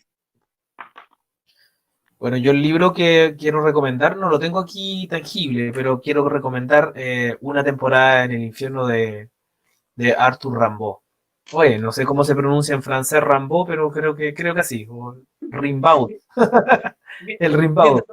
Mientras, mientras no le diga Rambo, estamos bien. No, no, está muy lejano de ser Rambo, ¿cierto? Oye, pero quería mencionar ese texto porque ya que estábamos trabajando a un autor pseudo francés, ¿cierto? O que se desarrolló harto en París, en Francia, eh, eh, recomendar ese texto que fue uno de los primeros, eh, también podríamos hablar que es como un Darcy de la poesía, ¿cierto? Que aún así, de que haya inventado una poesía simbolista, una poesía maldita, nos presenta de alguna manera una postura de la otredad. O sea, es el primero que nos menciona, creo que en francés se dice je suis l'autre, ¿cierto? Je suis l'autre. Yo soy lo otro. Y, y creo que de alguna manera eso provocó un vuelco en lo que es la poesía y la literatura a nivel internacional, ¿cierto? Y a nivel mundial. Uno de mis poetas favoritos desde la adolescencia, y él escribió todo su texto, ¿cierto?, en su adolescencia. Escribió eso y después, ya que tú te fuiste al anecdotario también de Onetti, y después de escribir esas dos obras espectaculares, él se dedica, ¿cierto?, a otro oficio. Obviamente se va a Medio Oriente, creo, ¿no? Creo que se va a África y se dedica a ser comerciante. Entonces, de alguna manera, bueno, él tiene sus relaciones, ¿cierto? Eh, homosexuales con otros escritores, ¿cierto? Pero obviamente que eso da para otro capítulo de pandémico, ¿cierto? Literario. Recomiendo completamente a Arthur Rimbaud, ¿cierto? Una temporada en el infierno, Je suis Leotre. ¿Qué más decir? Pedazo de poeta. No, pedazo de texto que sacaste, pedazo de temática, eso, hablar de los poetas malditos, es Poeta maldito, tener sí. para rato. Es tener para rato, porque si hablas de Rimbaud, te tienes que hablar sí o sí de Baudelaire. Entonces, Verlaine, Baudelaire, claro. sí. Entonces son textos, son escritores fantásticos, medio raros como todos los franceses. Bueno, no voy a exagerar, no voy a generalizar, me dicen medio raros como todos los franceses. Siempre después me molestan, me dicen, oye, deja de decir tantas cosas, tantas leceras, te va a llevar mucho malas onda por decir eso, tanto en lenguado. Ok, pero los franceses viven la vida loca, viven la vida loca. Entonces, un estilo de vida más bien desenfrenado, propio de una época también en que tratan de mostrar algo, una careta. Estamos fines de la ilustración y Mm, comienzo de otro proceso, pero claro. también en los suburbios, la vida bohémica, era muy fuerte el tema de lo que estaba ocurriendo en Francia. Francia, un gran Mm, pilar dentro de la literatura y dentro de sí, las humanidades, que algún día sí. vamos a abordar ahí. Eh, hagamos un pimponeo, a ver, escritores franceses. Víctor Hugo. Me están ayudando aquí, sí. Oye, eso es trampa, eso es trampa. Bueno, Ya, Baudelaire, po, Baudelaire. ya, te digo uno, Víctor Hugo. Julio Verne. Lo ve, Gustav lo ve. Sí, gracias, Esther. Gustavo Ah, Flaubert. ya, no, no, no. No, No. Oye, estoy haciendo trampa, tenía ayuda ahí. Emil Solá. Ese me acordé yo solito, Emil Solá, con su Ya, texto Naná. Verlaine. Verlaine. Albert Verlaine. Camus. Ay, te llegué. Ah, no, porque no es francés. Tramposo. Jean-Paul Sartre. Ah, ¿Ya? ya, Pero en fin, son muchos. ¿Para qué vamos a ir? Vamos a quedar nosotros en la ignorancia ahí diciendo, pero hay varios. Ya hay más sí. que en Chile, hay más que en muchos latinoamericanos, son muy conocidos. De hecho, acá en Latinoamérica, hablando ya más seriamente, la literatura francesa llegó con mucha fuerza. Al principio los Mm. escritores en Chile, imagino que en el resto de Latinoamérica también copiaban los modelos franceses. Sí, o El, Vicente el, Huidobro, por ejemplo, su creacionismo fue de alguna manera motivado por la estética francesa. ¿Mm? incluyendo yendo un poco más atrás, por ejemplo, nuestro Martín Rivas le debe Ah, mucho a los franchutes, po. A sí, Flaubert le debe harto a ese tema, porque a el realismo, Papagoriot, sí, claro, sí, el sí, el realismo que está realismo. ahí predominando. Mm. Hoy se me queda un francés muy bueno, Marcel Proust, Ah, ese yo compadre te con decía el, Montesquieu. y se me queda el otro, pues, de mi autor favorito, Alejandro Dumas. Ahí Ah, hay otro. te lo hubiese Ah, nombrado yo, te hubiese enojado. no, pero igual alcancé a acordar de ello. Oye, algún día tenemos que hablar de los monstruos dentro de la literatura. No de Me los encanta monstruos la como idea. personaje, monstruos como Mm, personaje, pero también monstruos en cuanto a escritores que sean monstruosos, no porque sean feos o feas, sino porque son tan buenos, tan geniales, mm, que son una verdadera monstruosidad. Por ejemplo, Cortázar, Borges, o mm, el mismo el Proust, o el irlandés James Joyce, por ejemplo, que no mm. sé, yo todavía no me termino de leer Ulises, estoy haciendo una No, confidencia. yo tampoco, Yo tampoco lo he empecé a leído. leer, yo empecé a leer Ulises, fue como no, deja leerlo Cifuentes porque es una lectura que no es tu momento leerla ahora. Y Yo no lo he eso leído, fue es hace una de como mis 10 lecturas años. pendientes. Es una Sí. de mis lecturas pendientes. Tengo que leerlo. Podríamos proponernos eso para hacer un... porque a Bueno, veces es bueno... Sí, pues. dicen que si, mira, entre la ciutiquería, estoy ya entrando como a detalles finos, entre la ciutiquería literaria, entre estos que se creen así, que te hablan medio así, que te realizan todos los textos, dicen, los ciúticos literarios dicen que son capaces de entender, comprender y criticar, por ejemplo, a un James Joyce o a un Marcel Proust. Ellos juegan desde esa categoría. Entonces dicen, el lector que es incapaz o el escritor que es incapaz de entender a un Joyce o entender a un Proust, o un Borges, por ejemplo, que es más Ujú, cercano para nosotros, ujú, son inferiores. Entonces, bueno, si tú querías, básicamente, pero también hay que reconocer que son monstruos dentro de la literatura.